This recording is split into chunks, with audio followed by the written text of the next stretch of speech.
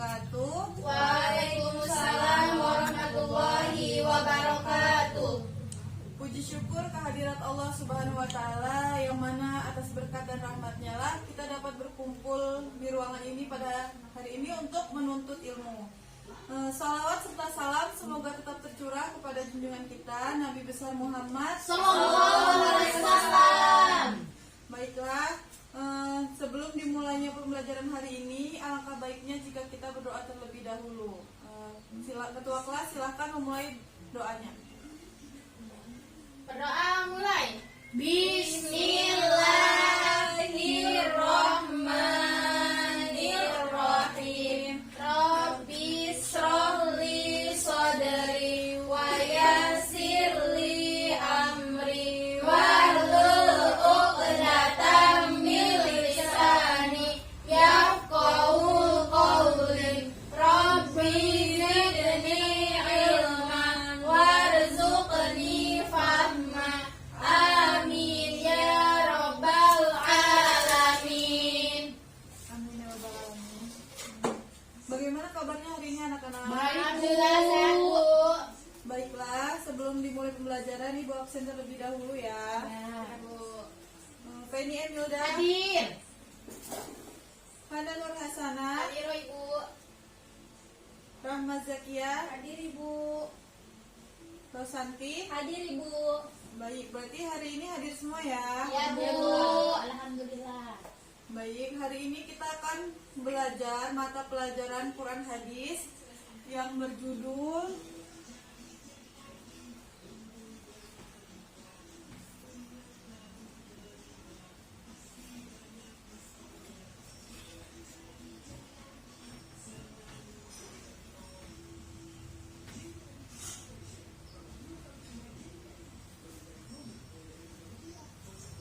Berempati itu mudah, menghormati itu indah.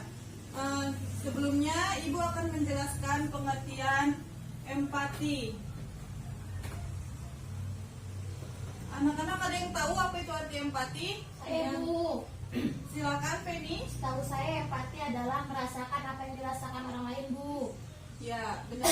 Jadi empati itu adalah di mana kondisi mental kita menyadari diri sendiri dan mulai merasakan apa yang orang lain rasakan. Atau bisa disebut empati itu adalah rasa iba atau rasa kasihan kepada orang lain yang berujung kita akan membantu orang lain tersebut. Empati ini adalah salah satu sifat terpuji di dalam agama Islam, dan Islam sangat menganjurkan umatnya untuk memiliki sifat berempati. Seperti sebagaimana firman Allah dalam surat An-Nisa ayat 8. Nah, kita baca bareng-bareng ya anak-anak. Ya, Bu. Bismillahirrahmanirrahim. Wa idza hadaral qismata ulul qurba wal yatama wal masakin farzuquhum minhum wa qulu lahum qawlan ma'rufa. Feni, silakan baca artinya dari ayat yang dibacakan tadi. Baik, Bu. Dan apabila sewaktu pembagian itu hadir beberapa kerabat, anak-anak yatim, dan orang-orang miskin, maka berilah mereka dari harta itu sekedarnya, dan ucapkanlah kepada mereka perkataan yang baik. Sudah, Bu? Jadi ayat itu, maksud dari ayat tersebut adalah di saat seorang anak yatim, fakir miskin, dan orang-orang yang memiliki kekurangan melihat sebuah keluarga membagikan warisan, jadi alangkah lebih baiknya yang penerima warisan itu memberikan sedikit warisannya untuk orang tersebut sebagai tali kasih.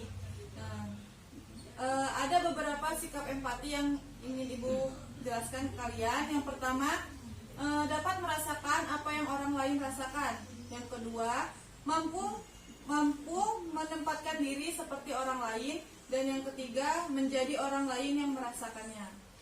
Nah, terkait sikap empati ini Rasulullah bersabda yang bunyinya An Abi Musa radhiyallahu anhu qala Rasulullah sallallahu alaihi wasallam al-mu'mininu lil mu'minat al bunyan yashuddu ba'duha ba'dha, yang artinya Dari Abi Musa radhiyallahu anhu dia berkata, Rasulullah Shallallahu alaihi wasallam bersabda, orang mukmin yang satu dengan yang lain bagai satu bangunan yang bagian-bagiannya saling mengokohkan. Hadis riwayat Bukhari. Jadi hadis di atas itu mengajarkan bahwa kita itu harus bisa merasakan apa yang orang lain rasakan, harus bisa mengetahui kira-kira apa orang ini kenapa sih gitu kan. Jadi kita berusaha untuk berempati kepada orang tersebut. Allah Subhanahu wa taala itu menyuruh kita untuk bersifat empati karena Allah Subhanahu wa taala tidak menyukai hambanya bersifat egois dan bersifat sombong. Perilaku empati terhadap sesama itu ada 4 yang ingin Ibu beritahu. Yang pertama, peka terhadap orang lain. Yang kedua, membayangkan seandainya aku adalah dia. Jadi kita ngebayangin gimana kalau kita yang tertimpa musibah tersebut. Yang ketiga itu berlatih mengorbankan milik kita pribadi. Dan yang keempat, membahagiakan orang lain. Sampai di sini ada yang ingin ditanyakan? Saya Bu yang bertanya. Ya, silakan Mbak Zakia. Bu, apa contoh dari mengorbankan milik sendiri Bu? Baik. Jadi contoh dari mengorbankan milik sendiri itu misalnya gini. Kita memiliki kerabat atau tetangga atau saudara yang sekiranya dia tertimpa musibah. Misalnya kita ambil contoh kebakaran. Jadi kita ini mengorbankan milik kita sendiri. Apa sih yang milik kita? Milik pribadi, misalnya pakaian kita, harta kita, sebagian dari harta kita, bahan pokok yang kita punya, pokoknya semua yang milik pribadi. Kalaupun kita ingin memberikan misalnya baju kita, lebih baik, alangkah baiknya baju yang diberikan itu masih layak pakai atau setidaknya yang baru jika itu memang ada. Jadi begitu. Sudah mulai dia paham? Paham Bu. Yang lain ada yang ingin ditanyakan? Tidak Bu. Tidak Bu. Baik, selanjutnya Ibu akan menjelaskan tentang menghormati orang tua.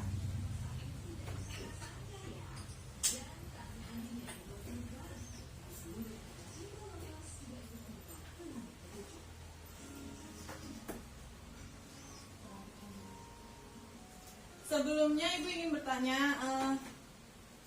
menurut kalian siapa sih orang yang terdekat setelah kita lahir? Orang tua. Benar. Jadi orang tua adalah orang terdekat yang setelah kita lahir, karena orang tua lah yang membawa kita sampai di dunia ini, tentunya dengan izin dan kehendak dari Allah Subhanahu wa ta'ala. Jasa mereka, jasa kedua orang tua kita itu tidak dapat kita balas. Ibu akan menyebutkan yang pertama, ibu kita itu mengandung kita selama 9 bulan. Dengan lelahnya dia membawa perut besar kemana-mana, membawa kita kemana-mana tanpa mengeluh gitu kan. Yang kedua itu ibu menyusui kita selama 2 tahun. Dia selalu bangun malam kalau kita nangis kan. Tapi beliau tidak pernah mengeluh gitu. Beliau tidak pernah menyesal gitu. Jadi seharusnya kita berterima kasih kepada ibu kita. Yang ketiga, ibu dan ayah itu bekerja keras untuk memenuhi kebutuhan kita. Jadi pasti ibu dan ayah kita itu akan berusaha sekuat tenaga mereka, banting tulang untuk memenuhi kebutuhan kita, untuk memenuhi keinginan kita, pendidikan kita gitu. Yang terakhir itu ada ibu dan ayah itu memberikan kasih sayang dengan ikhlas tanpa meminta balasan. Jadi mereka itu ikhlas memberikan kasih sayang mereka kepada kita, sampai kita besar pun mereka tetap sayang kepada kita. Nah, perilaku menghormati orang tua itu terbagi menjadi 2. Ada yang perilaku di saat orang tua kita masih hidup dan di saat kedua orang tua kita sudah meninggal. Nah, perilaku seperti apa sih Ibu yang dapat kita lakukan di saat orang tua kita masih hidup? Yang pertama itu memperlakukan mereka dengan baik, dengan sopan dan santun. Jadi kita jangan pernah untuk membentak mereka, memarahi mereka. Kalaupun mereka ada kesalahan, tegurlah dengan cara baik-baik, tegurlah dengan cara yang halus. Selanjutnya, membantu pekerjaannya. Jadi kita mungkin tidak bisa membantu pekerjaannya dengan keseluruhan, tapi ringankanlah pekerjaan mereka gitu. Ringankanlah dengan kalau disuruh untuk hal yang mungkin mereka butuh bantuan, ya kita bantu dengan tanpa melawan apa yang mereka bicarakan. Selanjutnya, mengikuti nasihat mereka. Selagi nasihat itu baik dan tidak melenceng dari agama, tidak melenceng dari syariat Islam, kita wajib untuk mengikutinya. Dan terakhir, membahagiakan keduanya. Nah, jadi kita wajib untuk membahagiakan kedua orang tua kita. Jangan sampai kita mengecewakan mereka, apalagi membuat mereka menangis dengan perlakuan kita yang sangat tidak baik atau durhaka. Yang kedua ada ketika orang tua kita meninggal. di saat kedua orang tua kita sudah meninggal, kita juga masih bisa untuk menghormati mereka, masih bisa untuk berbuat baik kepada mereka. Yaitu dengan cara yang pertama, jika mereka muslim, kita dapat mendoakan mereka di setiap saat, misalnya di setiap selesai sholat atau di waktu-waktu sholat kita. Rasulullah SAW menganjurkan doa untuk mendoakan kedua orang tua kita. Ada yang tahu apa doanya? Saya Bu. Ya, Rosanti silakan. Bismillahirrahmanirrahim. Rabbighfirli wa liwalidayya warhamhuma kama rabbayani shaghira. Nah, iya benar. Itu doa yang bisa kita gunakan. Ayo kita coba bareng-bareng ya. Ya Bu. Ayo. Bismillahirrahmanirrahim. Rabbighfirli wa liwalidayya warhamhuma kama rabbayani shaghira. Jadi itu doa yang bisa kita ucapkan. Entah orang tua kita sudah meninggal ataupun belum, kita harus tetap memohonkan ampunan untuk mereka. Yang kedua adalah menjalankan wasiatnya. Jadi jika kedua orang tua kita sebelum meninggal menitipkan amanah kepada kita, menitipkan wasiat kepada kita, alangkah lebih baiknya kita menjalankan wasiatnya. Selanjutnya yaitu jangan memutus silaturahim ke kedua orang tua kita. Jadi walaupun kedua orang tua kita sudah meninggal, kita harus tetap menjaga silaturahim mereka dengan kerabatnya, dengan teman-teman sejawatnya gitu, agar kita tidak dibilang sombong gitu kan. Selanjutnya kita tuh harus menjaga nama baik kedua orang tua kita. Walaupun mereka sudah meninggal, kita tetap harus berlaku baik dengan membawa nama kedua orang tua kita. Sampai di sini ada yang ingin ditanyakan? Tidak. Ibu lanjut ke subbab selanjutnya ya, yaitu menghormati guru.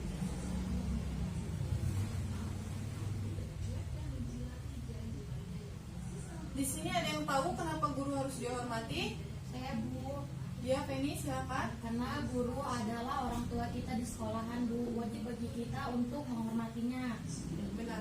Jadi guru itu bukan hanya seorang pendidik, guru itu bukan hanya seorang yang memberi kita ilmu pengetahuan. Jadi guru itu adalah orang tua kedua bagi kita, orang tua yang ada di saat kita di sekolah gitu. Karena apa? Karena berkat guru ini kita mengetahui ilmu yang sebelumnya tidak kita ketahui. Kita bisa membedakan mana yang baik yang benar. Kita tumbuh menjadi pribadi yang santun, walaupun memang dari lahir kita dididik oleh keluarga kita, oleh orang tua kita. Tapi tanpa bantuan guru pun kita mungkin tidak mendapatkan apa yang seharusnya kita dapatkan dari para guru. Karena orang tua kita pun mungkin belum orang tua kita belum mengetahui apa yang guru kita ketahui gitu. Nah, bagaimana sih Bu cara kita menghormati guru kita itu, cara kita agar perilaku kita itu baik dengan guru kita? Yang pertama, di saat kita bertemu dengan guru kita itu jangan sampai kita tidak menegurnya. Kita harus sopan dan santun. Jangan sampai kalian jika bertemu dengan guru kalian malah pergi, kalian malah ada ibu tuh, ada ibu guru tuh, kita malah belok ke sana gitu. Itu jangan. Lebih baik kita datangi guru kita ucapkan salam, kita cium tangannya, perlakukan dia sebagaimana mereka itu adalah orang tua kita. Yang selanjutnya yaitu jangan sampai tidak mendengarkan penjelasan mereka di depan kelas. Jadi kita harus fokus dengan apa yang beliau sampaikan. Kita harus menyimak apa yang beliau sampaikan kepada kita, karena niat beliau itu ingin memberikan kita ilmu pengetahuan agar kita pintar. Nah, malah mereka itu kadang berharap kita itu lebih baik daripada mereka, kita itu lebih sukses daripada guru-guru kita. Selanjutnya adalah melakukan nasihatnya. Pasti nasihat guru itu yang baik-baik untuk kita. Alangkah lebih baiknya jika kita melaksanakan nasihatnya, mendengarkan nasihatnya dengan baik. Mungkin itu yang Ibu sampaikan. Sampai sini ada yang ingin ditanyakan? Tidak ada Bu. Baiklah, jika tidak ada, Ibu akan membagi menjadi 2 kelompok ya. Ya Bu. Yang kelompok pertama, Feni Emilda Saya Bu. dengan Rosanti. Ya Bu, saya. Kelompok 2 ada Rahma Zakia Saya Bu. dengan Hana Nur Hasanah. Baik, Bu. Jadi ibu ingin memberikan tugas kepada kalian, kepada kelompok 1, Penny dan Rosanti. Kalian tolong sebutkan, tolong diskusikan sebuah perilaku atau perbuatan yang mencerminkan itu adalah menghormati orang tua, ya. Nah, untuk kelompok 2, kalian diskusikan perilaku yang mencerminkan bahwa kita menghormati guru kita. Ibu kasih waktu kepada kalian, silakan diskusi.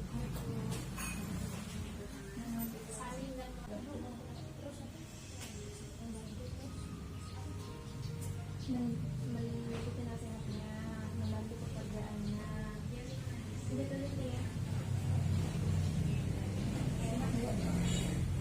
Ya, Bu. Sudah.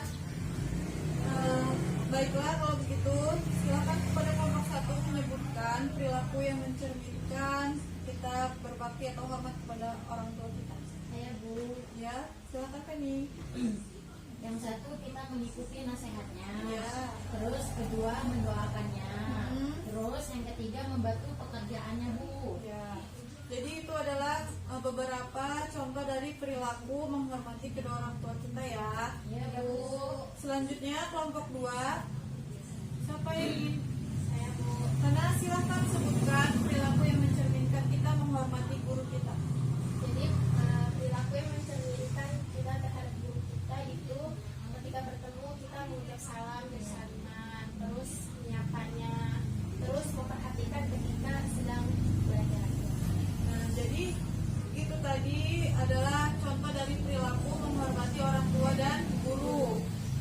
Baiklah anak-anak, jadi pesan ibu untuk kalian, jangan sampai kalian tidak menghormati kedua orang tua kalian, jangan sampai kalian tidak menghormati guru kalian, karena mereka adalah kedua orang sama-sama orang tua untuk kalian yang sama-sama memberikan hal yang terbaik untuk kalian. Baik, Bu.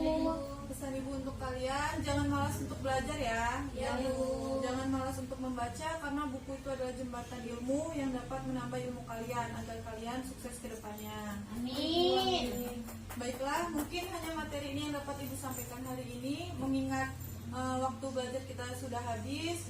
Semoga kita bertemu lagi di minggu yang akan datang. Amin. Marilah kita tutup pembelajaran hari ini dengan membaca hamdalah. Alhamdulillahirabbil alamin. Ibu akhiri, wassalamualaikum warahmatullahi wabarakatuh. Waalaikumsalam